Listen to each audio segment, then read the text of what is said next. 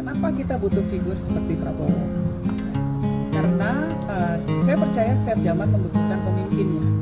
Nah, zaman mulai dari Bung Karno pada waktu itu transisi kemerdekaan, kita butuh pemimpin. Putri Presiden keempat RI Abdurrahman Wahid alias Gus Dur, Yeni Wahid, mengungkapkan dukungannya kepada Ketua Umum Partai Gerindra Prabowo Subianto sebagai calon presiden, Capres, 2024. Tokoh representatif Nahdlatul Ulama, NU, ini menilai Prabowo merupakan sosok yang cocok untuk melanjutkan kepemimpinan Indonesia setelah masa jabatan Presiden Joko Widodo, Jokowi, berakhir. Yeni mengatakan saat ini tantangan yang dihadapi bangsa adalah dinamika geopolitik beserta ketegangan antar negara. Ada ketegangan-ketegangan di wilayah kita, letak Indonesia yang dekat dengan negara-negara yang punya potensi pertikaian tinggi, kata Yeni saat mengunjungi kediaman Prabowo di Kertanegara, Jakarta Selatan.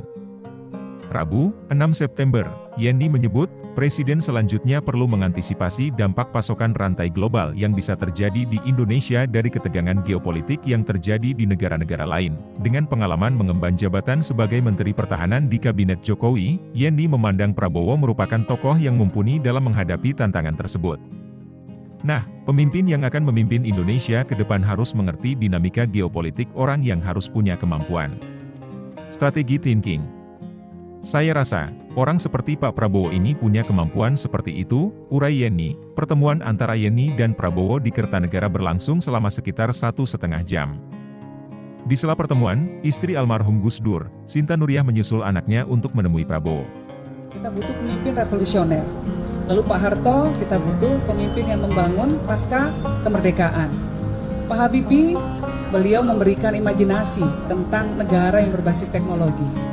Gus Dur memberikan fondasi tentang demokrasi dan kesetaraan untuk semua, keadilan sosial bagi seluruh warga Indonesia.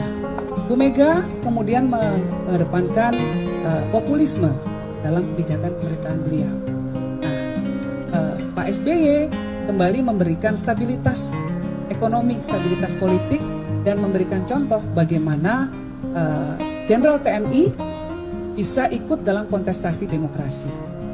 Kemudian Pak Jokowi ini memulai take off untuk industrialisasi.